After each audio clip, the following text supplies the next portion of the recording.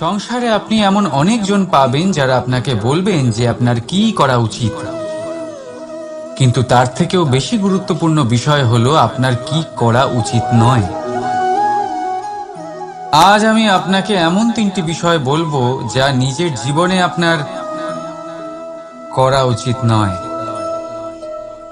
প্রথম কথা, আনন্দে কখনো কথা দিতে নেই। আনন্দ আপনার যুক্তি হরণ করে, আর তারপর আনন্দে দেওয়া এই কথা পরবর্তীকালে গলার ফাঁস হয়ে যায়। দ্বিতীয় কথা, কখনো ক্রুদ্ধ হয়ে উত্তর দেবেন না। ক্রোধ আপনার বিবেককে লুপ্ত করে, ভবিষ্যৎ দৃষ্টিকে অন্ধ করে। কিছু মুহূর্তের জন্য জন্ম নেওয়া এই ক্রোধ আর ক্রোধজাত উত্তর ভবিষ্যতে সারা জীবন এক প্রশ্ন হয়ে দাঁড়ায়। আর তৃতীয়ত, কখনো দুঃখে সিদ্ধান্ত নেবেন না। দুঃখ আপনার ভাবনা চিন্তা করার ক্ষমতা সীমিত করে দেয়, আর দুঃখী মনে নেওয়া সিদ্ধান্ত সব সময় দুঃখই দেয়। সত্যি কথা বলতে কি, বচন, উত্তর আর সিদ্ধান্ত সব সময় জীবনে ভেবেচিন্তে নেওয়া আর দেওয়া উচিত। ভেবেচিন্তে যদি কাজ করেন, এই সংসারে কখনো কোনো সমস্যার সম্মুখীন হতে হবে না। রাধা রাধা। কখনো কখনো আপনার মনে এই প্রশ্ন হওয়া অসম্ভব। ভেবে দেখুন। উত্তর হলো স্বয়ং নিজের ভুল, স্বয়ং নিজের দোষ, যা কেউ কখনো পায় না। আর কেউ যদি তা পেয়েও যায়, সেই ব্যক্তি নিজের ভুল কখনোই স্বীকার করতে চায় না। কিন্তু যে ব্যক্তি নিজের ভুল স্বীকার করে, নিজের দোষ স্বীকার করে, রাধা রাধা, নিজের মহলের সবচেয়ে উচ্চতায় দাঁড়ানো এক ব্যক্তি, তারও মনে একটা ভয় থাকে। ভয়, সেই মহলের ভিত নড়ে যাওয়ার ভয়, নিজের পতনের ভয়। আর সেই কারণেই সেই উচ্চতার সম্পূর্ণ আনন্দ সে উপভোগ করতে পারে না। কিন্তু আপনি কি কখনো কোনো গাছের ডালে বসে থাকা কোনো পাখিকে দেখেছেন? সেই ডাল ভেঙে গেলেও তার পড়ে যাওয়ার ভয় থাকে না। কেন? কারণ তার নিজের ডানার ওপর বিশ্বাস আছে। ঠিক সেইভাবেই আমাদের মধ্যে বেশিরভাগ মানুষ কোনো না কোনো সাহায্য নিয়ে উচ্চতায় পৌঁছেছেন, কারোর সাহায্য নিয়ে সাফল্য অর্জন করেছেন। কিন্তু সাফল্যের আনন্দ শুধু তারাই অনুভব করতে পারেন যাদের মনে পড়ে যাওয়ার ভয় নেই। তাই কারোর সাহায্যের ওপর নয়, নিজের সামর্থ্যের ওপরে বিশ্বাস রাখুন। রাধা রাধা। পাওয়া আর হারানো, এই দুই জীবনের গুরুত্বপূর্ণ অংশ। সারা জীবন প্রত্যেক মানুষ কিছু পায় আর কিছু হারায়। কখনো সম্পত্তি হারায় আর কখনো সম্মান, কখনো বন্ধু হারায় আর কখনো অহং। কিন্তু হারানোটা খারাপ বিষয় না, কারণ হারানোর সাথেই এক অমূল্য শিক্ষায় আপনি অভিজ্ঞ হয়ে ওঠেন যে কি করে আবার আপনি সেটা না হারান। তাই যদি সত্যি কিছু হারিয়ে ফেলেন, তার থেকে পাওয়া শিক্ষা হারাবেন না, কারণ সেই শিক্ষার সাহায্যেই আপনি আপনার হারানো জিনিস পুনরায় পেতে পারেন। রাধা রাধা। জীবনে কিছু অর্জন করতে গেলে ভাবনা আর কর্ম অত্যন্ত গুরুত্বপূর্ণ। কিন্তু শুধু ভাবনা দিয়ে বা শুধু কর্মের দ্বারা আপনি সাফল্য অর্জন করতে পারেন না। কিছু মানুষ ভাবতেই থাকেন, কর্ম করতে পারেন না, আর সেই জন্য তারা সফল হতে পারেন না। কিছু মানুষ ভাবনা চিন্তা না করেই কর্ম করতে থাকেন, তারাও সাফল্য অর্জন করতে পারেন না। তাহলে মনে রাখবেন, গাছ কাটতে হলে কুঠারের বারংবার প্রহারের সাথে সাথেই সেই কুঠার কোন দিকে মারা হচ্ছে সেই খেয়ালও অবশ্যই রাখতে হবে। ভাবনা আর কর্ম, এই দুইয়ের সঠিক সংমিশ্রণ হলে আপনি অবশ্যই সাফল্য পাবেন। রাধা রাধা। আমরা মানুষেরা কতটা জেদি হই। একবার লক্ষ্যে দৃষ্টি স্থির করে নিলে তা পাওয়ার জন্য মন প্রাণ লাগিয়ে দিই, কিন্তু সেই লক্ষ্যে পৌঁছবার ব্যস্ততায় সেই পথ চলার আনন্দ পেতেই ভুলে যাই। নিজের স্বাস্থ্য নষ্ট করে দিই অর্থ অর্জন করতে গিয়ে, আবার সেই অর্থই নিজের স্বাস্থ্য শুধরবার জন্য ব্যবহার করে ফেলি। বুঝুন, দেখুন, ইচ্ছে খারাপ নয়, কিন্তু ইচ্ছে পূরণ করার চেষ্টায় ওই পথে আনন্দ পেতে ভুলে যাওয়া, এ তো মূর্খতা। যা নেই তা পাওয়ার চেষ্টা আপনি অবশ্যই করুন, কিন্তু যা আছে তার সম্পূর্ণ আনন্দ থেকে বঞ্চিত থাকবেন না। রাধা রাধা। আমরা সবাই জীবনে নিজের জন্য সবচেয়ে ভালোটাই চাই, সবচেয়ে ভালো সুবিধা পেতে চাই, সবচেয়ে বেশি সম্মান পেতে চাই, কিন্তু সবার পক্ষে এই সব পাওয়া কি সম্ভব? হ্যাঁ, নিশ্চয়ই। শুধু একমাত্র বাধা সময়। আমাদের জীবনের কোনো স্থায়িত্ব নেই, তাই যদি সময়ের সদ্ব্যবহার করেন তাহলে একটু সুবিধে হতে পারে। এবারে দেখুন, যাদের সবসময় স্বপ্ন দেখতে ভালো লাগে তার জন্য রাত্রি কম পড়ে যায়, আর যারা স্বপ্ন পূরণ করতে চান তাদের জন্য দিন কম পড়ে যায়। যারা সম্মান পেতে চান তাদের জন্য সব সময় পরোপকার কম পড়ে যায়, আর যারা জ্ঞান অর্জন করতে চান তাদের জন্য মনোসংযোগ। জীবনে যদি নিজের লক্ষ্যে পৌঁছতে চান তবে সময়ের বিভাজন আপনাকে ঠিক করতেই হবে। মনে রাখবেন, রাধা রাধা। লোকে বলে জীবনে মেলামেশা করা অত্যন্ত আবশ্যক, এতে সম্পর্কের আধারও হয়, আবার ব্যবসাও চলে, কিন্তু সবচেয়ে বেশি গুরুত্বপূর্ণ হলো ব্যবহার। তাই এই বিষয়ে ভাবুন, আপনার জীবনে কে আপনার সাথে মেলামেশা করবে তা নিশ্চিত করে সময়। আপনি আপনার জীবনে কার সাথে মেলামেশা করবেন তা নিশ্চিত করবে আপনার হৃদয়। আপনি যাদের সাথে মিশছেন তাদের হৃদয়ে আপনি কতক্ষণ থাকবেন তা নিশ্চিত করবে আপনার ব্যবহার। নিজের ব্যবহার ভালো রাখুন, সব ভালোই হবে। রাধা রাধা। এই ফুল দেখতে পাচ্ছেন আপনি? এটা সেই ফুল যার জীবন এই ডালে শুরু হয়েছিল। দর্শকদের চোখে প্রশংসা দেখল সে, মধুর লোভে মৌমাছিরা এলো, আর তারপর ডাল থেকে ভেঙে নিচে পড়ে গেল সে। কেন? নিয়তি এরকম কেন করল? ভাবুন, কারণ এই ডালেই ফুল হয়ে থাকাটা এই ফুলের জীবনের লক্ষ্য কখনোই ছিল না। এবার এই ফুল হয় দেবতাদের সজ্জায় ব্যবহৃত হবে, নয় কোনো কন্যার গয়নায় গাঁথা হবে, আর নয় কারোর প্রেম প্রদর্শনের মাধ্যম হবে। দেখুন, জীবনে নিজের লক্ষ্যে পৌঁছতে হলে যাত্রাকে ভয় পেলে চলবে না। নিজের অস্তিত্ব তৈরি করতে হলে তাদের ছায়া থেকে আপনাদের দূরে যেতেই হবে যারা আপনাকে অস্তিত্ব প্রদান করেছেন। এটাই জীবনের নিরন্তর সত্য। রাধা রাধা। আমাদের সকলের জীবনে কখনো না কখনো পাথর দ্বারা আঘাত লাগেই, আর এই সংসারও আমাদের ওপরে কখনো না কখনো পাথর বর্ষণ করে, কখনো আমাদের খারাপ ভেবে, আর কখনো আমাদের অসফল ভেবে, কখনো আমাদের বুদ্ধিহীন ভেবে। কারণ অনেক আছে, কিন্তু এই পাথর দ্বারা আমরা আঘাত পাবো কি পাবো না তা সম্পূর্ণ আমাদের হাতে। হয় আপনি এই পাথরের আঘাত পেয়ে চোখের জলে ডুবে থাকতে পারেন, আর নয়তো যদি আপনি চান তাহলে এই পাথর দিয়ে সেতু বানিয়ে সকল সমস্যার সাগর অতিক্রম করতে পারেন। সিদ্ধান্ত আপনার। এই পাথর, এ হলো প্রতীক আমাদের নিন্দার, আমাদের আলোচনার। যে এই আলোচনা নাকারাত্মকভাবে দেখবে সে শুধুমাত্র কষ্টই পাবে, আর যে এই আলোচনাকে নিজের বিকাশের আধার বানাবে সেই সাফল্যের চূড়ায় পৌঁছবে। তাই মনে রাখবেন, আলোচনা আপনার শত্রু নয়, আপনার সবচেয়ে বড় মিত্র।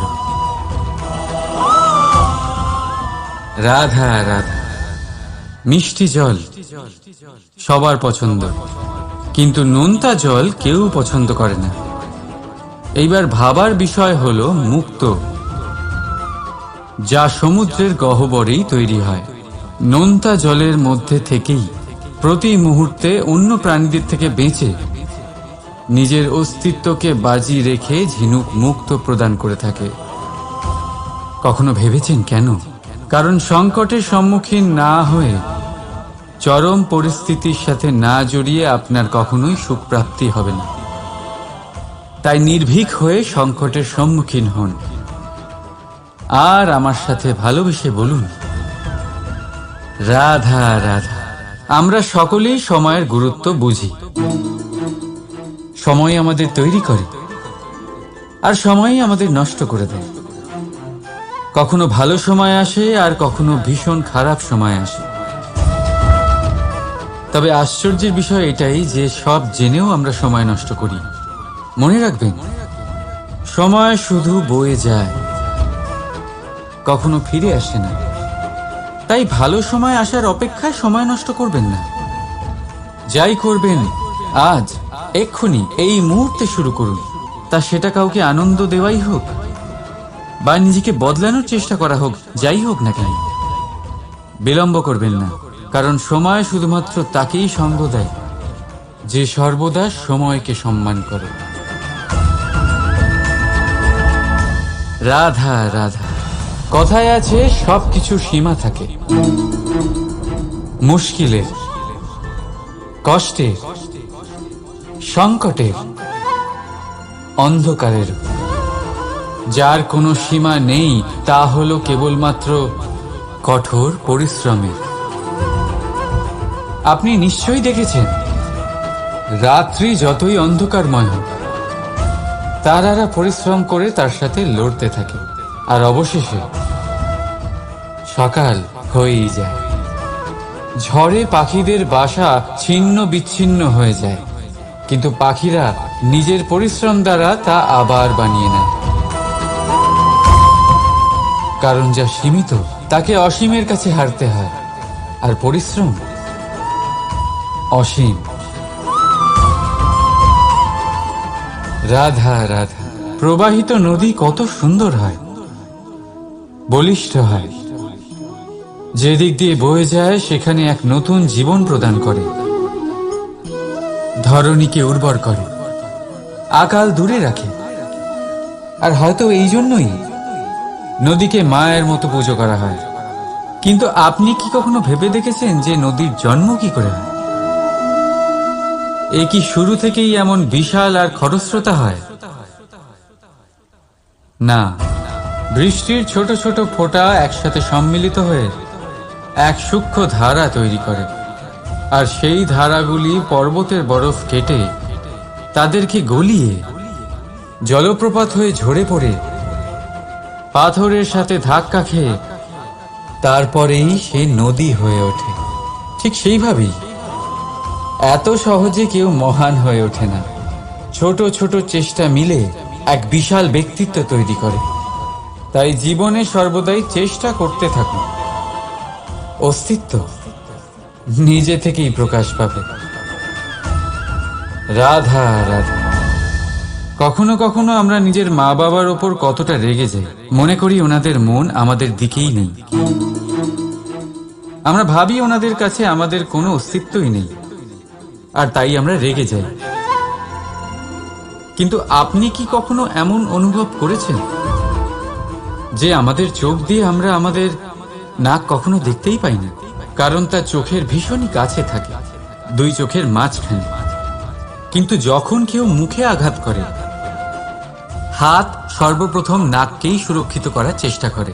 মাতা পিতাও অনেকটা এরকমই হয়। আপনার ভালোর জন্য, আপনার সুরক্ষার জন্য তারা সবসময় তৈরি। তাই তাদের প্রেমকে কখনো সন্দেহ করবেন না। আবশ্যক নয় তাদের প্রেম আপনি সবসময় স্পষ্টভাবে দেখতে পাবেন, কারণ এই এক এমন প্রেম যা সর্বদাই আপনার সাথে ঢাল হয়ে আপনার রক্ষা করতে থাকবে। রাধা রাধা। বাবুল গাছ কত বিশাল আকার হয়, পিপুল গাছও বিশাল আকার হয়। কিন্তু আপনি কি কখনো ভেবে দেখেছেন যে কেন বাবুল গাছ কেটে তা ব্যবহার করা হয়, আর কেনই বা পিপুল গাছকে পুজো করা হয়? এই জন্যই, কারণ পিপুল গাছ তার নিচে বসে থাকা পথিককে ছায়া প্রদান করে, নিজের ডালে অসংখ্য পাখিদের আশ্রয় দিয়ে থাকে, কাউকে কাঁটা ফুটিয়ে দূরে সরায় না, বরং তাকে শীতল ছায়া দিয়ে তার ক্লান্তি দূর করে। এই সংসারে যদি আপনি সম্মান পেতে চান, তবে পিপুল গাছের মতোই হতে হবে। কিছু দিতে শিখুন, আনন্দ, সুখ, শীতলতা দান করতে শিখুন, আর কাঁটার মতন কাউকে কখনো কষ্ট দেবেন না। সম্মান স্বয়ং হেঁটে আপনার কাছে আসবে। আর মন প্রসন্ন হয়ে বলবে, রাধা রাধা। আমরা সকলেই মনে করি যে আমাদের জীবনে কখনো কখনো কোনো না কোনো স্থানে প্রেম হয়েই থাকে। সেটা মাতা পিতার আর সন্তানের প্রেম হোক, জ্ঞানীর জ্ঞানের সাথে হোক, কোন শিল্পীর নিজের শিল্পের সাথে হোক, ইত্যাদি ইত্যাদি। কিন্তু বাস্তবে এটা কি সত্যি প্রেম? মোহ তো হতে পারে। এবার আপনারা জিজ্ঞেস করবেন, প্রেম আর মোহর মধ্যে পার্থক্য কি? পার্থক্য হলো বন্ধনের। যা আপনাকে বাঁধে তা হলো মোহ, প্রেম নয়। প্রেম সেটাই যা আপনাকে মুক্ত করে উন্নয়নের দিকে পাঠায়। চলুন আপনাকে একটা উদাহরণ দিই। কিছু মাতা পিতা নিজের সন্তানকে কোনো অন্য নগরীতে পড়তে পাঠাতে পারেন না, নিজের সন্তানকে তার বন্ধুদের সাথে খেলতে দিতে পারেন না। চিন্তা করেন যে তাদের সন্তানের যাতে কষ্ট না হয়, আর তাই জন্য তাদের বেঁধে রাখেন। এটা প্রেম নয়, এটা মোহ।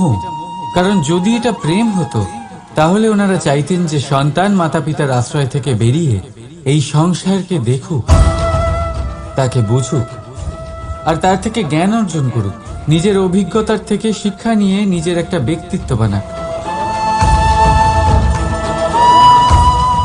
মনে রাখবেন, মোহ থেকে ভয় জন্ম নেয়, আর প্রেম থেকে শুধুই আনন্দ। সেই কারণে বাঁধবেন না, মুক্ত করুন, কারণ এটাই প্রেম। রাধা রাধা।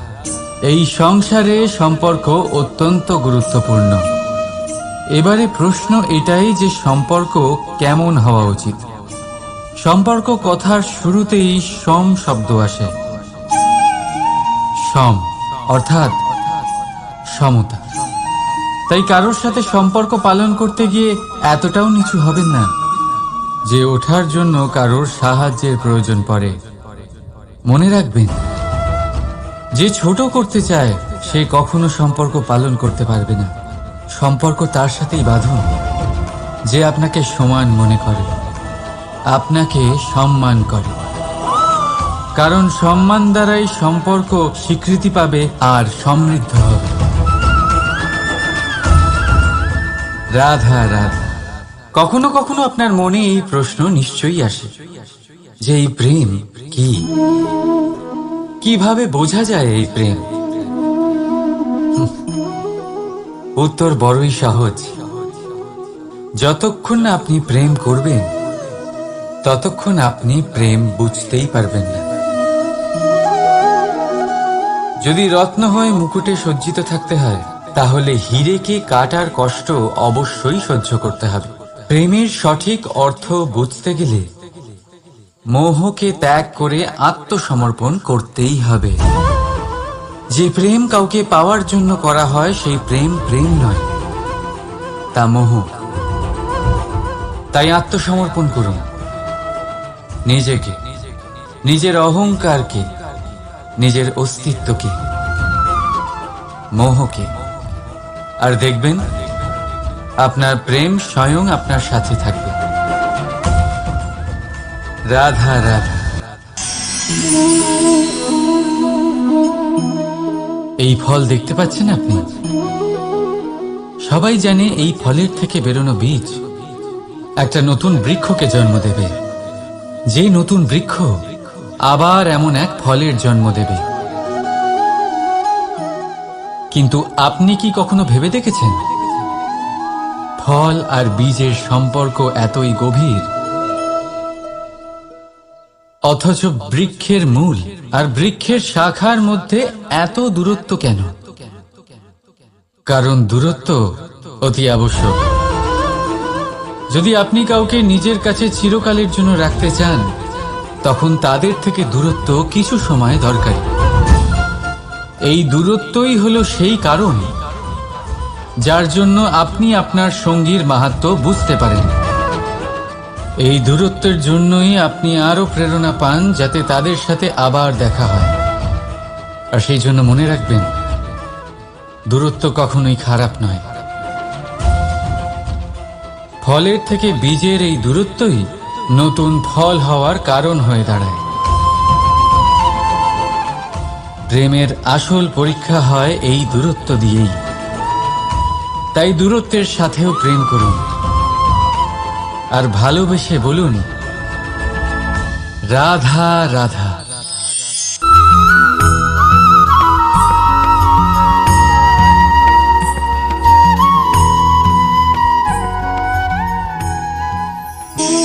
মানুষ নিজের পরিবারের জন্য কত কিছুই না করে, দিন রাত পরিশ্রম করতে থাকে যাতে তার পরিবারের প্রয়োজন পূরণের জন্য অর্থ রোজগার করতে পারে। কিন্তু শুধু অর্থ রোজগার করাটাই কি যথেষ্ট? আপনি বলবেন, হ্যাঁ নিশ্চয়ই, অর্থ দিয়ে সব কিছু পাওয়া যায়, বিদ্যা পাওয়া যায়, বাড়ি পাওয়া যায়, ওষুধ পাওয়া যায়, আর কত কিছুই না পাওয়া যায়। এই সব একটা পর্যায় পর্যন্ত সঠিক, কিন্তু একটু মন দিয়ে ভেবে দেখুন, যখন কোনো শিশু অসুস্থ হয়ে পড়ে তখন সে ওই তিক্ত ওষুধ কেন খেয়ে নেয়? এই জন্য কারণ ওর পিতা সেই ওষুধ অর্থ দিয়ে কিনেছে? না, বরং এই জন্য কারণ তার পিতা যে তার সামনে দাঁড়িয়ে, তার ওপরে তার বিশ্বাস আছে। বিশ্বাস আছে যে উনি তার কিচ্ছু হতে দেবেন না। এই বিশ্বাস, এই সংস্কার, এই শিক্ষা কখনো অর্থ দিয়ে পাওয়া যায় না। এইটা পাওয়া যায় সেই সময় থেকে যা মাতা পিতা তাদের সন্তানের সাথে কাটিয়েছেন। তাই জীবনে অর্থ অবশ্যই উপার্জন করুন, কিন্তু নিজের পরিবারকেও সময় দিন, আনন্দ পাবে। রাধা রাধা। কখনো কোনো পাখিকে দেখেছেন? যখন তারা ডিম পাড়তে প্রস্তুত হয় তখন তারা সবচেয়ে আগে একটা স্থান খোঁজে, একটা স্থান যা বর্ষা, রৌদ্র আর শত্রুর থেকে সুরক্ষিত হয়। তারপর তারা বাসা তৈরি করে, তারপরেই ডিম পাড়ে। আর তারপর যখন সেই ডিম ফুটে তার সন্তানদের জন্ম হয়, সে তাদের খাবার খাওয়ায়, তাদের রক্ষণাবেক্ষণ করে। কিন্তু যখন তাদের ডানা গজায়, তখন না সে তাদের খাবার দেয় আর না তাদের বাসা বানাতে শেখায়। শুধুমাত্র তাদের উড়তে শেখায় সে। তারপর সেই বাচ্চারা আকাশে উড়তে শিখে নিজেরাই নিজেদের খাবার জোগাড় করতে শিখে যায়, নিজেরাই নিজেদের বাসা বানাতে শিখে যায়। আর আমরা মানুষেরা কি করি? আমাদের সন্তান বড় হয়ে যাওয়া সত্ত্বেও তাদের নিয়ে সর্বদা দুশ্চিন্তা করি। তার জন্য আমরা গৃহ নির্মাণের চেষ্টা করি। নিজের সন্তানকে আরো শক্তিশালী করে গড়ে তোলার বদলে তাকে আমরা দুর্বল করে দিই। জীবনে সেটাই করুন যা একটা পাখি করে। নিজের সন্তানকে আকাশে ওড়ার শিক্ষা দিন, সংস্কার দিন, আর একটা নির্দিষ্ট সময়ের পরে তাকে নিজের আকাশ নির্ধারণ করতে মুক্ত করে দিন। রাধা রাধা। সাগরে সেতু বাঁধার গল্প তো আপনারা নিশ্চয়ই শুনে থাকবেন। রামচন্দ্রের সেনাকে 100 যোজন সমুদ্র অতিক্রম করে লঙ্কায় আক্রমণ করতে হতো। সেতুকার নল আর নীল সেতু বাঁধার উপায় বের করল। কিন্তু প্রশ্ন ছিল, সেতু বাঁধা কি করে হবে? সমুদ্র অত্যন্ত গভীর। কত পাথর দেওয়া হলে এই বিশাল সমুদ্র অতিক্রম করা সম্ভব হবে? তখন এক উপায় নির্ধারিত হলো। পাথরের ওপর লেখা হলো রামের নাম। আর যখন সেই পাথরগুলোকে সাগরে ফেলা হলো, সেগুলো ভাসতে লাগলো। এবারে কেউ বলবেন এটা রামচন্দ্রের নামের মহিমা, কেউ বলবেন এটা নারায়ণের কোনো জাদু। কিন্তু না, এটা রামচন্দ্রের সেই গুণ, ওনার ব্যক্তিত্বের সেই মহান দিক যা ওনার প্রতিনিধিত্ব করেছে। তাই সেই পাথরও সাগরে ভেসে ওঠে।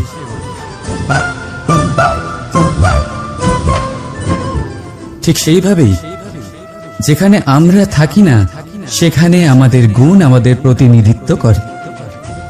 আমাদের নামের শক্তি আমরা নিজেরাই তৈরি করি, আমাদের কর্ম দিই, আমাদের গুণ দিই।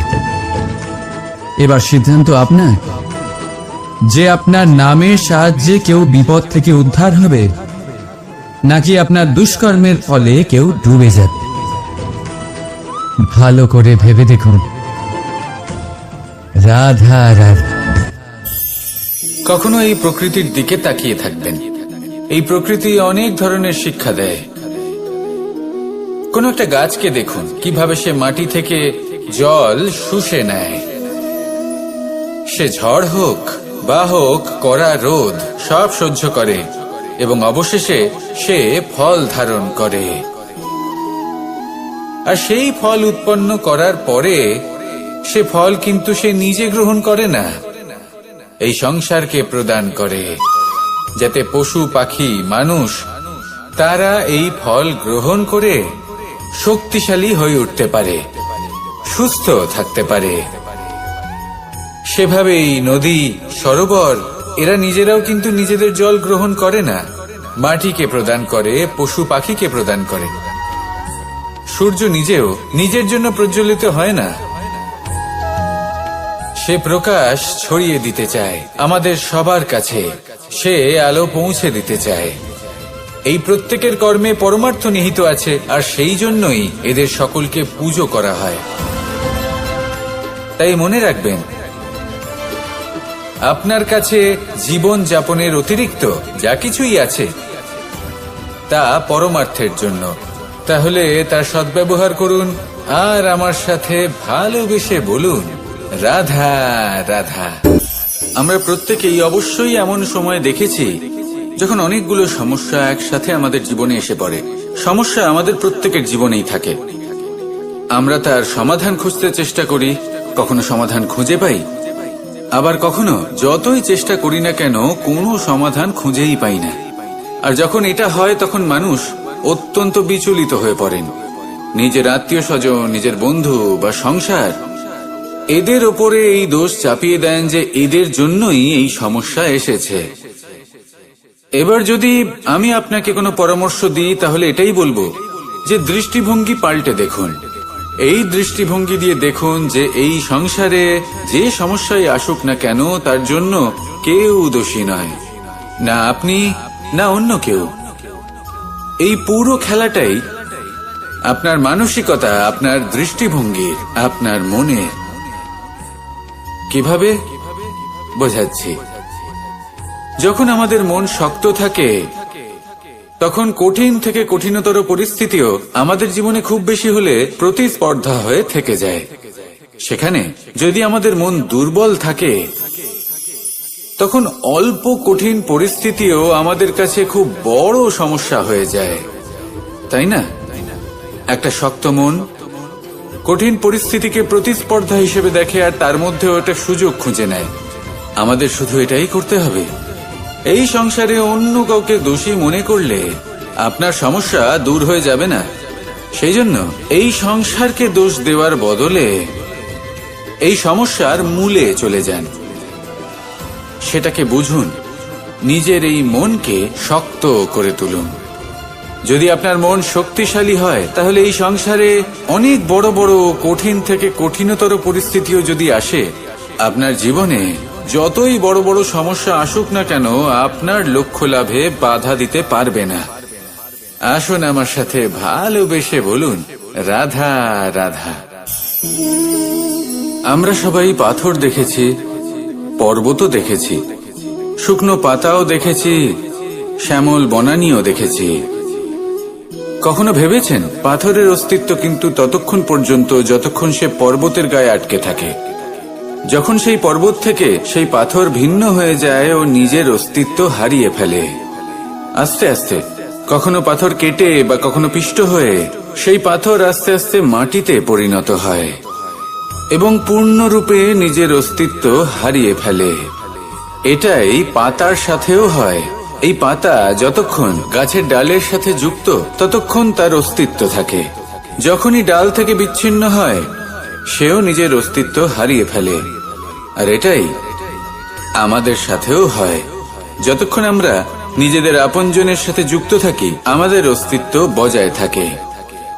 যখন আপনজনদের সাথে সম্পর্ক ছিন্ন করি তখন আমরাও আমাদের অস্তিত্ব হারিয়ে ফেলি।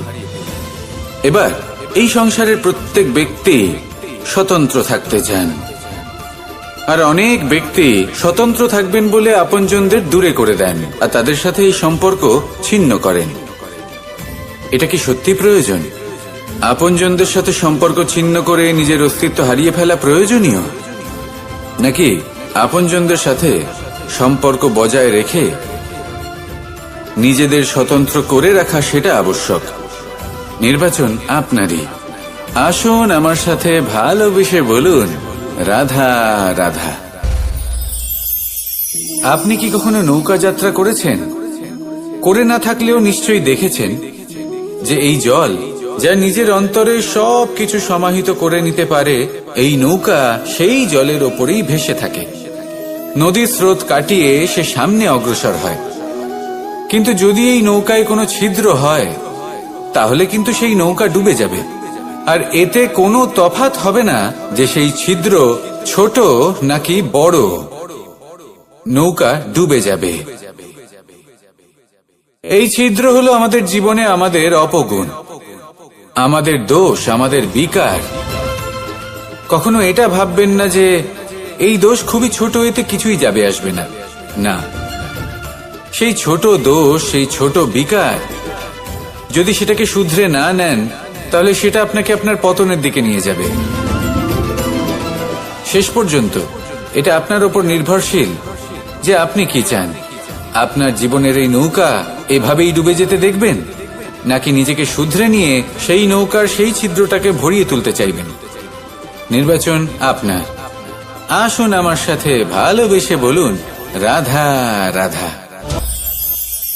জল, জলই পৃথিবীতে বেঁচে থাকার জন্য আবশ্যক তো বটেই, কিন্তু এই জল আমাদের একটা অত্যন্ত গুরুত্বপূর্ণ শিক্ষা প্রদান করে। কখনো এই জলকে দেখেছেন? যে পরিস্থিতিতেই এই জল প্রবাহিত হোক না কেন, এর উপর যা কিছুই প্রভাব থাকুক না কেন, এর পথে যতই বাধা আসুক না কেন, তার মধ্যে থেকে ও নিজের পথ ঠিক বের করে নেয়, কিন্তু নিজের প্রবাহ থামতে দেয় না, ক্রমাগত অগ্রসর হতে থাকে। সেরকমই একটা শিক্ষা যেটা আমরা জল থেকে পেয়ে থাকি তা হলো এটা, আমরা যখন জলের দিকে তাকাই তখন আমরা নিজের প্রতিবিম্ব দেখি, স্পষ্টভাবে দেখতে পাই। কিন্তু তখনই দেখতে পাই যখন এই জল শান্ত থাকে, স্থির থাকে। যদি এই জল অশান্ত হয়ে থাকে, স্থির না হয়, তাহলে আমরা এতে নিজের প্রতিবিম্ব দেখতে পাই না। এটাই আমাদের মনের সাথেও হয়ে থাকে। যখনই জীবনে কোনো সংকট আসে, যদি আমরা শান্ত মনে, স্থির মনে সিদ্ধান্ত নিই, তাহলে সেটা এমন একটা শীতল সিদ্ধান্ত হবে যেটা আমাদের ভবিষ্যৎকে একটা শ্রেষ্ঠ স্থানে নিয়ে যাবে। যদি এই মন অশান্ত হয়, বিচলিত হয়, পীড়িত হয়, দুঃখিত হয়ে থাকে, রুষ্ট হয়ে থাকে, তাহলে অনেক সময় আমরা এমন সিদ্ধান্ত নিই যেটা আমাদের জন্য অনুচিত প্রমাণিত হয়। যখন আপনি ক্রুদ্ধ ছিলেন বা দুঃখের বশে ছিলেন, তখন অনেক সময় হয়তো এমন সিদ্ধান্ত নিয়েছেন যেটার জন্য ভবিষ্যতে আপনি অনুশোচনা করেছেন। এবার দেখুন, এই আবেগগুলো থেকে আমরা পালাতে পারবো না, কিন্তু এই আবেগগুলো আপনার উপর কতটা প্রভাব ফেলবে সেটা আমরা অবশ্যই ঠিক করতে পারি। এই মনকে আমরা নিয়ন্ত্রণ করতে পারি। এটাই করুন, চিন্তা করুন, এই মনকে শান্ত রাখুন, স্থির হতে চেষ্টা করুন, আর তারপরে সিদ্ধান্ত নিন।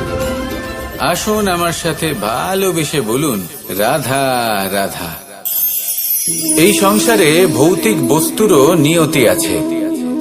যারাই এই সংসারে আসে বা উৎপন্ন হয় তারা কিছুমাত্র সময় পর্যন্তই এখানে থাকতে পারে, আর তারপরে সেও লুপ্ত হয়ে যায়, অর্থাৎ সে নিজেও এই পঞ্চমহাভূতে সমাহিত হয়ে যায়।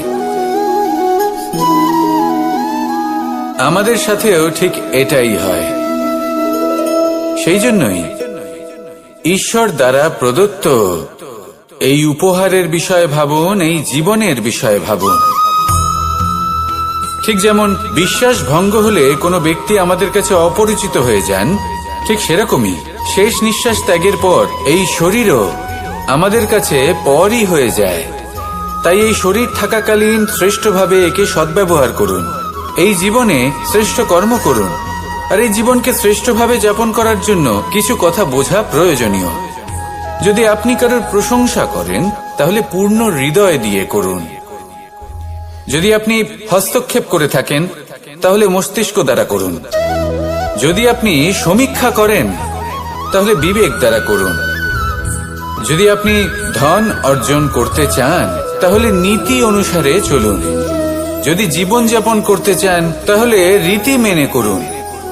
আর যদি ঈশ্বরের ভজন করতে চান তাহলে ভক্তিভাব নিয়ে করুন। শুধু এই কথা মনে রাখবেন যে আপনার এই জীবন কিন্তু অনিশ্চিত কাল পর্যন্তই আছে। কতক্ষণ আছে সেটা কেউ জানে না। তাই কিছু মুহূর্ত যেটা যাপন করতে আমরা এখানে এসেছি, সেখানে ক্রোধ, অহংকার, ঈর্ষা, এইসব আবেগের কি গুরুত্ব বলুন তো? এগুলো ত্যাগ করুন। মানুষকে ক্ষমা করতে শিখুন, আস্তে আস্তে বিশ্বাস করতে শিখুন। এই সংসারে নিঃস্বার্থভাবে প্রেম করতে শিখুন, আর সবার মধ্যে আনন্দ বিতরণ করুন।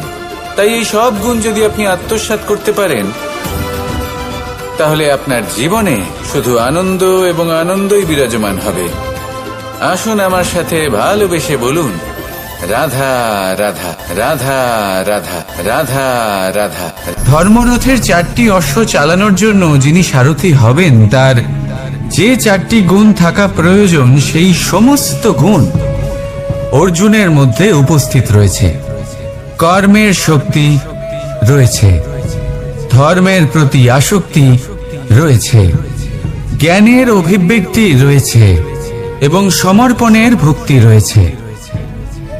নিশ্চিত রূপে ধর্মরথে সারথি হবার জন্য অর্জুনই সব থেকে যোগ্য।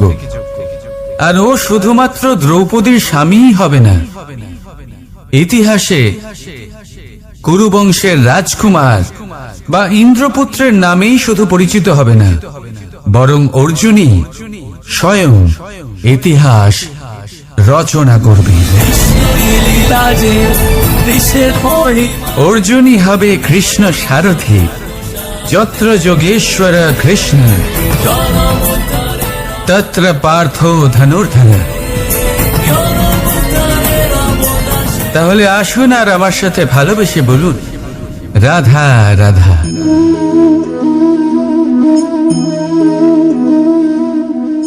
আপনার কি মনে হয় আমি কি করছি?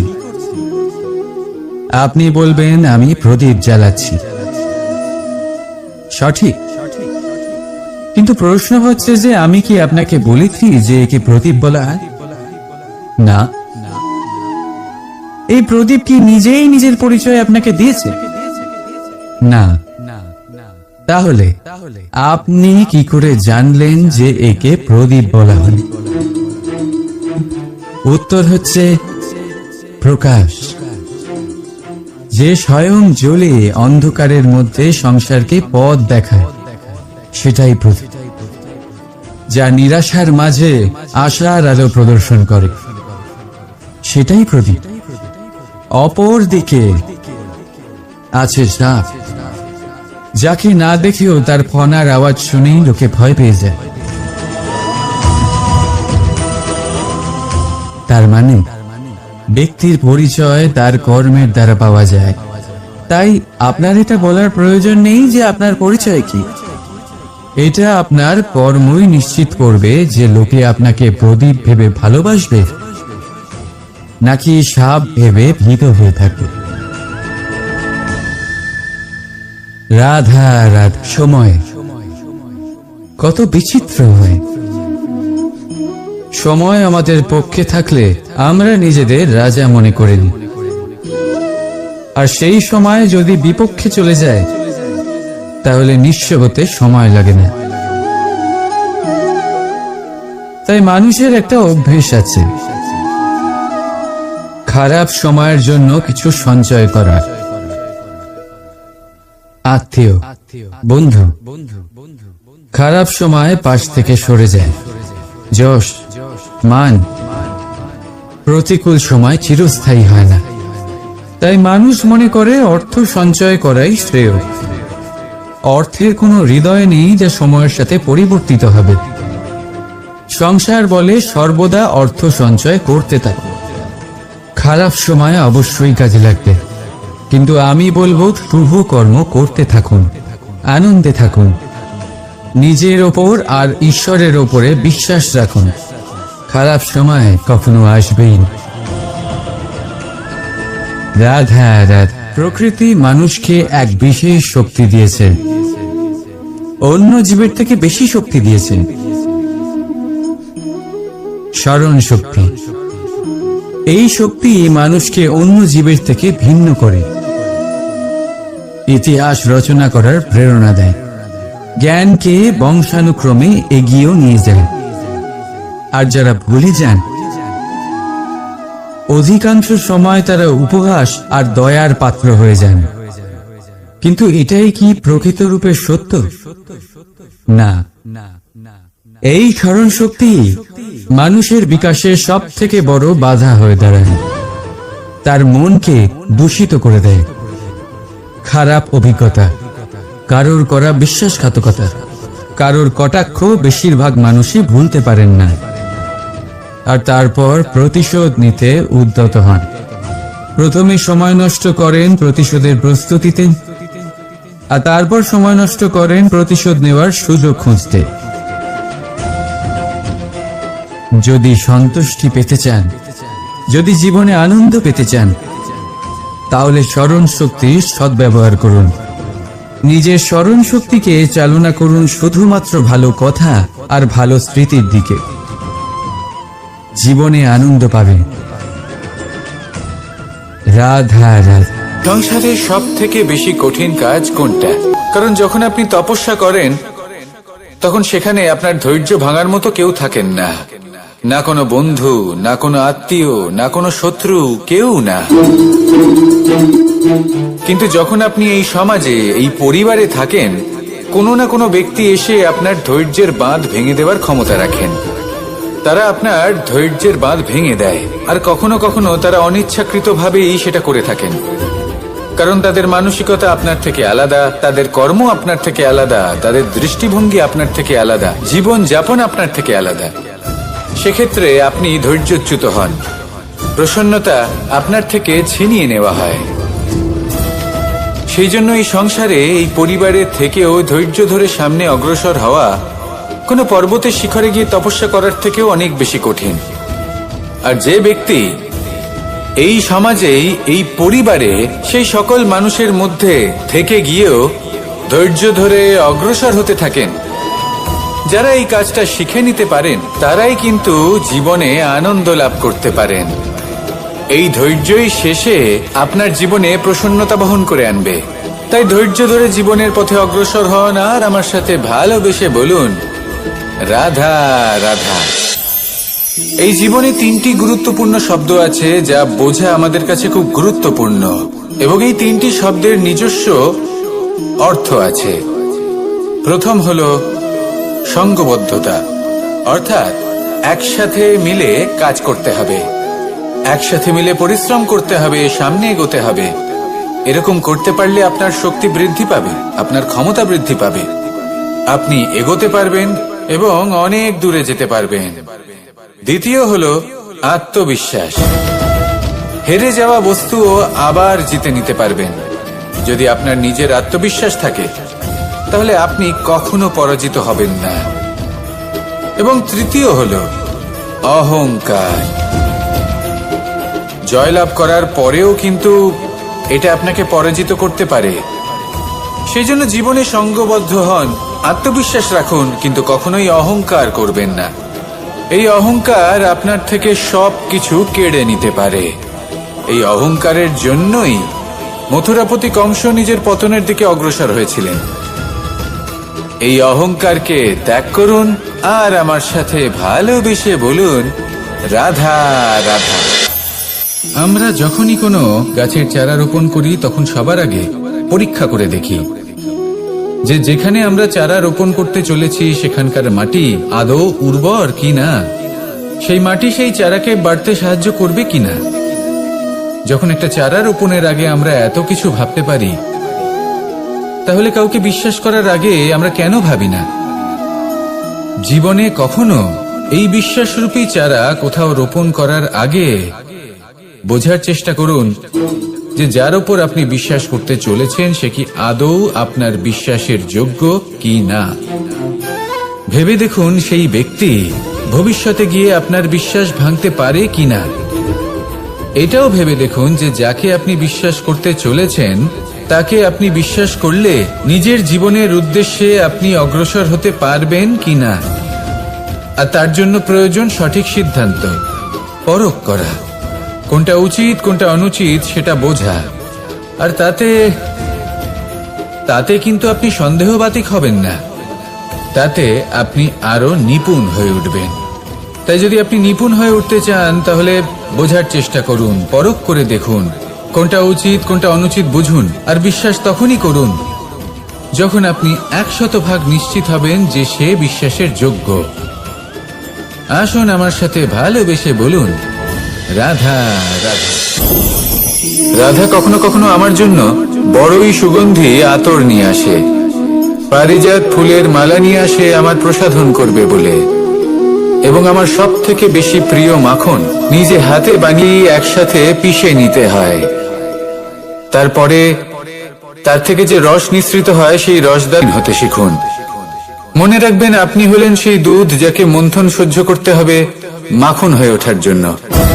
মনে রাখবেন আপনি হলেন সেই ফুলের মতন যাদের পিষ্ট হতে হবে সুগন্ধি আতর হয়ে ওঠার জন্য, যাকে এই সংসার পছন্দ করে। কখনো কখনো জীবনে আপনার সাথে খারাপ শুধুমাত্র এই কারণে ঘটে যাতে আপনার শ্রেষ্ঠ রূপ এই সংসারের সামনে আসতে পারে। শুধুমাত্র কঠিন পরিস্থিতি এবং বিপদকে একটা সুযোগ হিসেবে দেখার চেষ্টা করুন। আপনার জন্য এই সংসার বদলে যাবে, সংসারকে দেখার দৃষ্টিভঙ্গি পাল্টে যাবে, আপনার ভাগ্য পাল্টে যাবে। আর এই মন প্রসন্ন হয়ে বলবে, রাধা রাধা।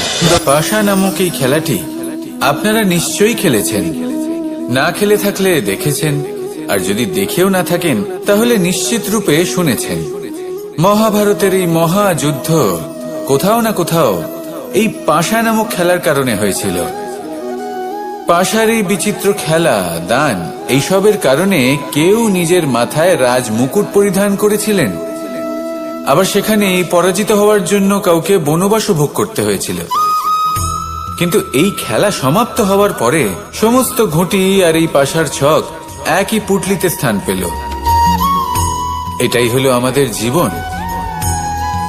এই সংসারে আমরা জয় পরাজয়ের বিষয়ে এতটাই ভাবি, এত চিন্তা করি যে এই জীবনের খেলার আনন্দটাই উপভোগ করতে পারি না।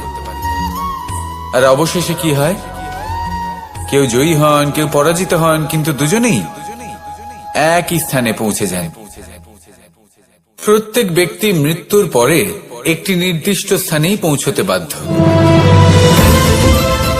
কিন্তু ততক্ষণ এই জীবন, এই খেলা, তার আনন্দ উপভোগ করুন।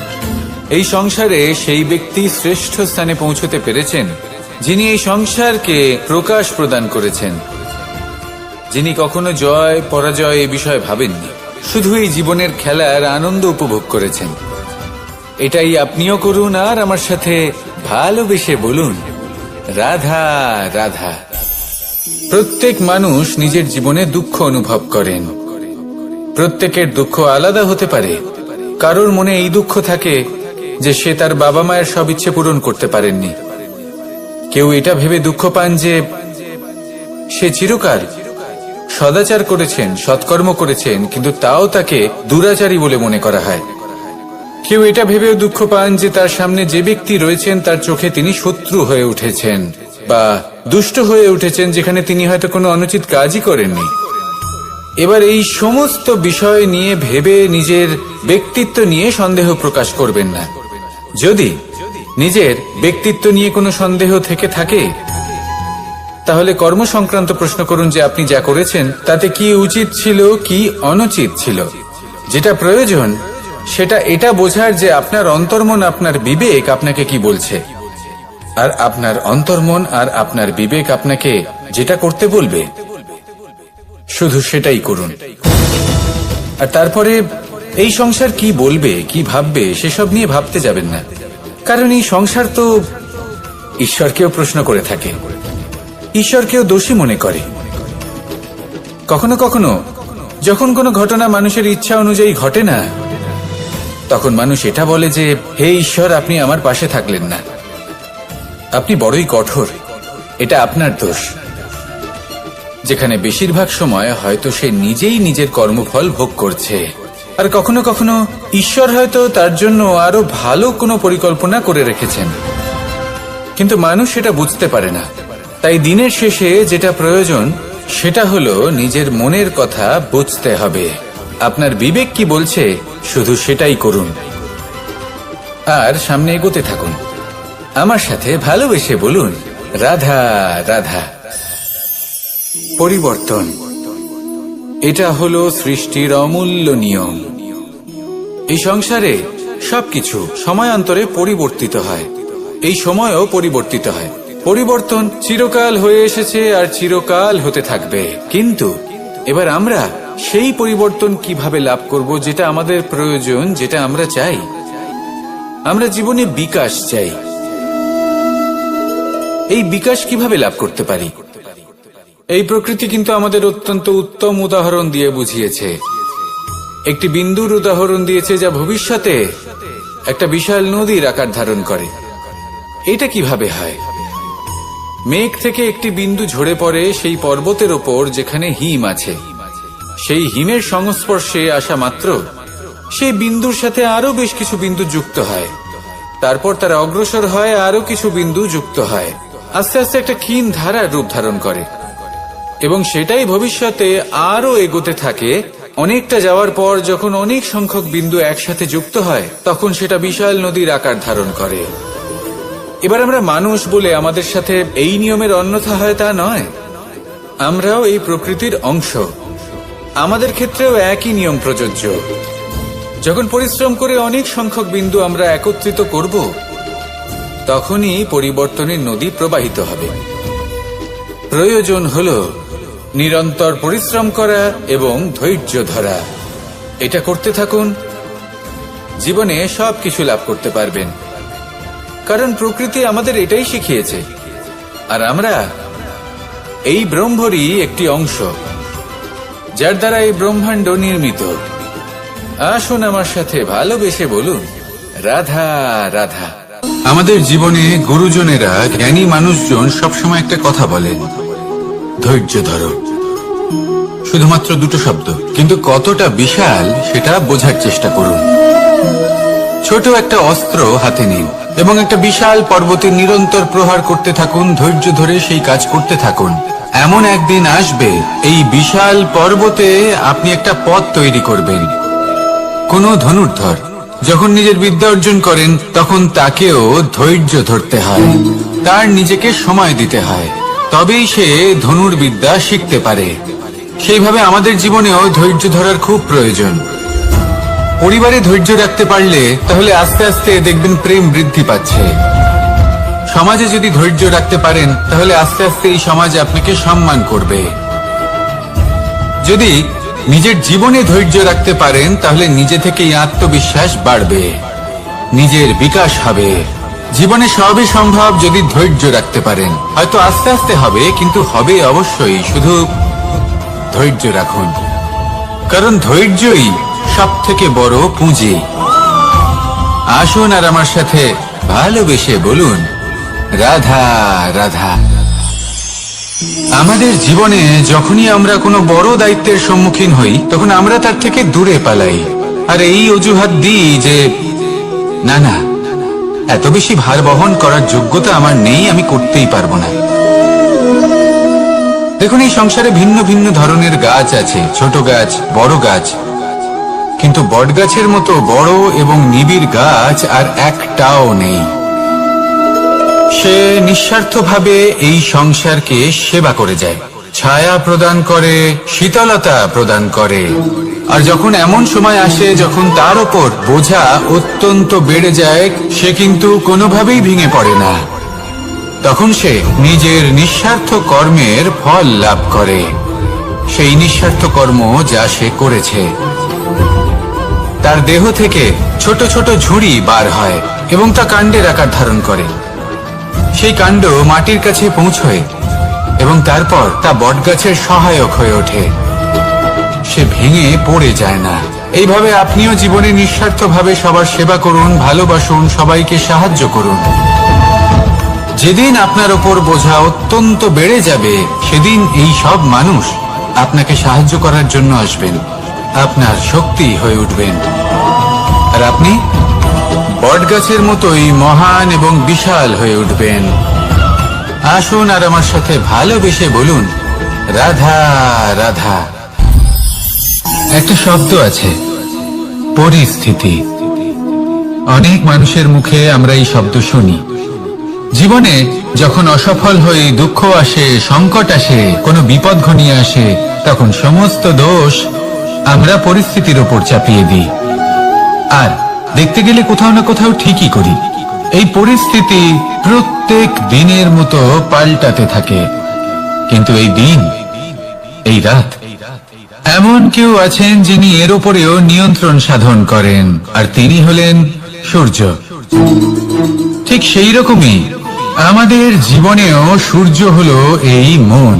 যদি এই মনের উপর আমরা নিয়ন্ত্রণ করতে পারি, তাহলে আমরা জীবনকেও নিয়ন্ত্রণ করতে পারবো।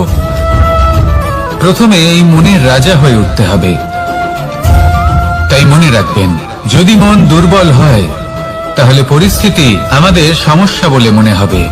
এই মন যদি স্থির হয়, পরিস্থিতি প্রতিস্পর্ধা বলে মনে হবে। আর এই মন যদি শক্তিশালী হয়ে ওঠে, তাহলে যে কোনো পরিস্থিতি আপনার কাছে একটা সুযোগ মাত্র, এমন এক সুযোগ যাতে অগ্রসর হয়ে আপনি মহান হয়ে উঠতে পারেন। এই মনের শক্তির বৃদ্ধি ঘটান, মহান হয়ে উঠুন, আর আমার সাথে ভালোবেসে বলুন, রাধা রাধা। খুব সুন্দর একটা কাহিনী আছে। একবার এক ব্যক্তি নিজের অসফলতার জন্য ত্রস্ত হয়ে সময় দেবতার তপস্যা করতে বসলেন। উনি তপস্যা করলেন এবং সময় দেবতা প্রসন্ন হলেন, মানুষের রূপ ধারণ করে ওনার সামনে প্রকট হলেন। এবার সেই ব্যক্তি ওনাকে জিজ্ঞেস করলেন যে কি এমন আছে যার জন্য আপনি বারবার জয়ী হন আর আমি চিরকাল পরাজিত হয়ে থাকি? কেন এত পরিশ্রম করা সত্ত্বেও আমি সাফল্য লাভ করতে পারি না? তখন সময় দেবতা উত্তর দিলেন যে দিন হোক বা রাত, ঝড় হোক বা ভূমিকম্প, রোদ হোক বা বৃষ্টি হোক, সময়ের সূত্রপাত হোক বা প্রলয়, আমি থামি না, আমি চলতেই থাকি। আর সেই জন্য যিনি থেমে যান তিনি পরাজিত হন আর আমি জয়ী হই। এটাই আমাদের শিখতে হবে। জীবনে সবসময় চলতে থাকুন, কখনো থামবেন না। হ্যাঁ, কিছুক্ষণের জন্য বিরতি নিতে পারেন, বিশ্রাম করার জন্য, নিজেকে আরো সশক্ত করে তোলার জন্য, কিন্তু থেমে যাবেন না। নিরন্তর কর্ম করতে থাকুন, পরিশ্রম করতে থাকুন, তবেই এই সংসার আপনাকে মনে রাখবে। আসুন আমার সাথে ভালোবেসে বলুন, রাধা রাধা। এই সংসারের সব থেকে বড় সুখ কি? কেউ বলবেন নিজের লক্ষ্য প্রাপ্ত করা, কেউ বলবেন ধন উপার্জন করা, কেউ বলবেন নিদ্রাই সব থেকে বড় সুখ, কেউ বলবেন রাজ্য লাভ করা, আবার কেউ বলবেন মাতার হাত থেকে খাবার খাওয়া, আদি ইত্যাদি। কিন্তু যদি সত্যি কথা বলি, এই সংসারের সব থেকে বড় সুখ হলো সেবা করা। কখনো কাউকে সেবা করে দেখুন। এই সেবা দ্বারা অন্য কোনো মানুষের আশীর্বাদ লাভ করাতেই সুখ রয়েছে। আপনার সেবা ভাব দ্বারা যখন কোনো মানুষ নিজের অন্তরাত্মা থেকে আপনাকে আশীর্বাদ করে, তার থেকে বড় সুখ আর কিছুই নেই। কারণ প্রত্যেক মানুষের মধ্যে ঈশ্বর বাস করেন। নরের সেবাই হলো নারায়ণের সেবা। নিষ্কাম সেবা করাই হলো সব থেকে বড় সুখ। তাই নিজের অন্তরে সেবার এই ভাব জাগ্রত করুন। যে সুখের কথা আমি বলছি, সেই সুখ অনুভব করেই দেখুন। এই মন সুপ্রসন্ন হয়ে বলবে, রাধা রাধা।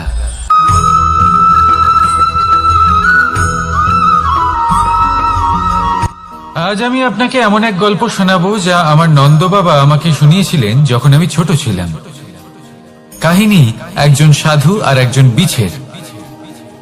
একবার এক সাধু নদীর পাড়ে স্নান করছিলেন। উনি দেখলেন যে জলের প্রবাহে একটা বিছে ভেসে যাচ্ছে। তার প্রাণ বাঁচানোর জন্য উনি তাকে তুলে নদীর পাড়ে রাখার চেষ্টা করলেন, কিন্তু যেই সেই বিছেকে উনি হাতে তুললেন, সেই বিছে ওনাকে কামড়ে দিল। সাধু আবার চেষ্টা করলেন, সেই বিছেকে হাতে নেওয়াতে সে আবার তাকে কামড়ে দিল। আরো একবার চেষ্টা করাতে ওনার শিষ্য ওনাকে জিজ্ঞেস করলো, এ আপনি কি করছেন গুরুদেব? এসব কি হচ্ছে? আপনি তারই প্রাণ বাঁচানোর চেষ্টা করছেন যে আপনাকে কামড়ে দিচ্ছে।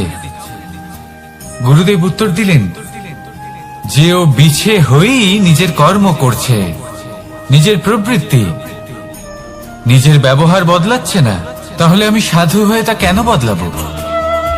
এর তাৎপর্য হলো সরল, যে সংসারে কিছু মানুষ আছেন যারা হয়তো খারাপ, দুষ্ট প্রকৃতির, আর হয়তো তারা কখনোই বদলাবেন না, কখনোই কোনো পরিবর্তন আসবে না। কিন্তু তার মানে এই নয় যে আমরা আমাদের কর্ম করা ছেড়ে দিই, আমরা আমাদের প্রচেষ্টা ছেড়ে দেব। আগে না, আমাদের তো করতেই হবে। কারণ ইতিহাস সাক্ষী আছে যে এই চেষ্টা এই সংসারের ধারাকেও বদলে দিতে পারে। তাহলে আপনিও আসুন আর আমার সাথে ভালোবেসে বলুন, রাধা রাধা। মানুষ জীবনে সবসময় শিখরে পৌঁছতে চায়, অনেক উঁচুতে উঠতে চায়, আর তার জন্য তারা কি না করে, পরিকল্পনা করে, ষড়যন্ত্র করে, প্রার্থনা করতে থাকে, আবার কারোর কাছে সাহায্যও চায়। কিন্তু এত কিছু করা সত্ত্বেও অনেক সময় মানুষ শিখরে পৌঁছতে পারে না। যদি পৌঁছেও যায় তাও খুব তাড়াতাড়ি নিচে নেমে আসে। এর কারণ কি? একটা উদাহরণ দিয়ে বোঝানো যাক। এই হলো ময়ূর পেখম, আর এই হলো পাথর। যদি এই পেখমকে হাওয়ায় ছুঁড়ে দিই তবে ও উড়তে থাকে, কিন্তু এই পাথর অতি শীঘ্রই মাটিতে নেমে আসে। এর কারণ কি? ভার। এই পাথর হলো ভারী, আর এই শিক্ষাই আমাদের গ্রহণ করতে হবে। ঠিক এইভাবেই যদি আমাদের মন দ্বন্দ্ব আর অহংকার দ্বারা পরিপূর্ণ হয়ে থাকে, তাহলে তা কখনোই শিখরে পৌঁছবে না। পৌঁছে গেলেও খুব শীঘ্রই মাটিতে নেমে আসবে। তাই এই মনকে হালকা করতে শিখুন, অহংকারকে, এই হিংসাকে ত্যাগ করুন। তারপর উঁচুতে উড়ে তো দেখুন কত উঁচুতে উড়তে পারবেন আপনি। আসুন আমার সাথে ভালোবেসে বলুন, রাধা রাধা। মানুষ এক অত্যন্ত বিচিত্র প্রাণী। পরিকল্পনা করে, ষড়যন্ত্র করে, প্রচেষ্টা করে, কাউকে পরাজিত করার চেষ্টাও করে। সাপকে একটা দড়ি মনে করে হাতে চেপে ধরার চেষ্টা করে, কিন্তু একটা কথা বুঝতেই পারে না, সময়ের এই সাপ, এটা হাতে চেপে ধরাই যায় না। আর আপনি যা করবেন তা আবার ফিরে আসবে আপনারই সামনে। দেখুন, এতে কিছুই যায় আসে না যে আপনি কুম্ভকারের পুত্র নাকি কৃষ্ণের পুত্র। যদি আপনি অনুচিত কর্ম করেন তাহলে আপনার সাথেও অনুচিতই হবে। অশুভ কর্ম করলে আপনার সাথেও অশুভই হবে। কুরু বংশ অত্যন্ত মহান বংশ ছিল। এই কুরু বংশ কি হলো তার সাথে? একটা গোটা বংশ বয়ে গেল। কারণ ওনাদের উদ্দেশ্য অশুভ ছিল। অন্যদিকে 5 জন বনবাসী পাণ্ডব মহাভারত বিজয়ী হলেন, কারণ তাদের উদ্দেশ্য শুভ ছিল। তাই মনে রাখবেন, শুভ অগ্নি প্রজ্বলিত করবেন, শুভ তাপ সঞ্চার হবে। অশুভ অগ্নি প্রজ্বলিত করবেন, নরকেই জ্বলতে হবে। তাহলে আসুন আর আমার সাথে ভালোবেসে বলুন, রাধা রাধা। মানুষ জীবনে সবসময় সুখ পেতে চান, কিন্তু এই সুখ এটা আসলে কি? এই সুখের আসল রূপ কি?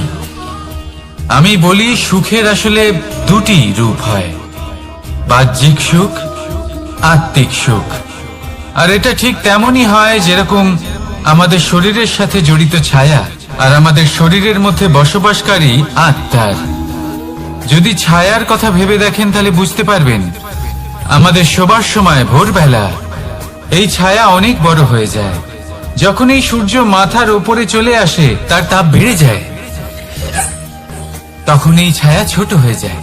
আর যেই অন্ধকার নেমে আসে, এই ছায়া আপনার সঙ্গ ত্যাগ করে। এরকমই হয় বাহ্যিক সুখ। আর এবার কথা বলি আমাদের শরীরের মধ্যে বসবাসকারী এই আত্মা। এই আত্মা কখনো আমাদের সঙ্গ ত্যাগ করে না, সব সময় আমাদের সাথে জড়িয়ে থাকে। এরকমই হয় আত্মিক সুখ, যা সব সময় আমাদের সাথে থাকে। আত্মিক সুখ কারোর সেবা করে, আত্মিক সুখ কাউকে সাহায্য করে, আত্মিক সুখ প্রেম বোধের, যা কখনো আমাদের সঙ্গ ত্যাগ করে না। সেখানে বাহ্যিক সুখ, যতক্ষণ আপনি সম্পন্ন কিছু মানুষ এবং সুবিধার সাথে আছে, এই বাহ্যিক সুখ আপনার সাথে থাকবে। সম্পন্নতা চলে গেলে, মানুষজন চলে গেলে, সুখ সুবিধা চলে গেলে, বাহ্যিক সুখও চলে যায়। তাহলে এই আত্মিক সুখ খুঁজে নিন এবং সেই সুখের সাথেই বলুন, রাধা রাধা। আপনি কখনো কোনো সাধারণ পাখি দেখেছেন? যেমন বাবুই। সে কি করে? সে কোনো গাছের ডালে নিজের বাসা বানায়। এবার সেইখানে বাসা বানানো সহজ ব্যাপার, কারণ সামগ্রী আশেপাশেই পাওয়া যায়। কিন্তু সমস্যা হলো আক্রমণ। কোনো সাপ বা অন্য কোনো পশু ওর বাসাতে ওর সন্তানদের উপর না আক্রমণ করে বসে, এই ভয়ে তার সব সময় থাকে। আর এটা সব থেকে কঠিন ব্যাপার এদের জন্য, নিজের বাসায় নিজের সন্তানদের সুরক্ষা। আর বাজ পাখি, যদি আমরা বাজের কথা বলি তাহলে তারা কি করে? বাজ পাখি কোনো উঁচু পাহাড়ের শিখরে, কোনো পাথরের খাঁজে নিজের বাসা তৈরি করে। এবার ওখানে বাসা বানানো একেবারেই সহজ ব্যাপার নয়, কারণ সামগ্রী আশেপাশে পাওয়া যায় না, দূর থেকে নিয়ে আসতে হয়। কিন্তু সেইখানে আক্রমণের ভয়ও কখনোই থাকে না। এইভাবে উচিত রূপে ও নিজের বাসা রক্ষা করতে পারে, নিজের সন্তানদের রক্ষা করতে পারে। এর সারমর্ম হলো এটাই, যদি সমস্যা বড় হয় তাহলে সমাধানও উচ্চমানের হওয়া উচিত। একটা বাজ পাখির মতো ভাবা আরম্ভ করে দিন। জীবনে যে কোনো সমস্যা ছোট মনে হবে। রাধা রাধা। জীবনে এমন কিছু কাজ রয়েছে যা আপনাকে একাই করতে হয়, আর এমন কিছু কাজ রয়েছে যা আপনাকে একসাথে মিলে করতে হয়, একজোট হয়ে, সঙ্গবদ্ধ হয়ে। এবার সঙ্গবদ্ধ বলতে কি বোঝাতে চাইছি? আমি তাদের কথা বলছি না যারা বাস্তবিকভাবে একে অপরের সাথে কাজ করেন। আমি তাদের কথা বলছি যারা একে অপরের থেকে দূরে থেকেও একে অপরকে বিশ্বাস করেন। আমি আগেও বলেছিলাম, সমস্ত বিশ্বের আশা বিশ্বাসেই বসবাস করে, তাই না? তাই যেখানে সমস্ত বিশ্ব আছে, সমস্ত সংসার আছে, সেইখানেই বিশ্বাস রয়েছে। তাই আপনার আশেপাশে এমন দল সঙ্গবদ্ধ করুন যাদের আপনার উপর বিশ্বাস আছে আর যাদেরকে আপনি বিশ্বাস করতে পারেন। তাহলে আসুন আর আমার সাথে ভালোবেসে বলুন, রাধা রাধা। আমরা যে মানুষকে চাই, যাকে আমরা ভালোবাসি, তাকে একটা উপহার অবশ্যই দিতে চাই।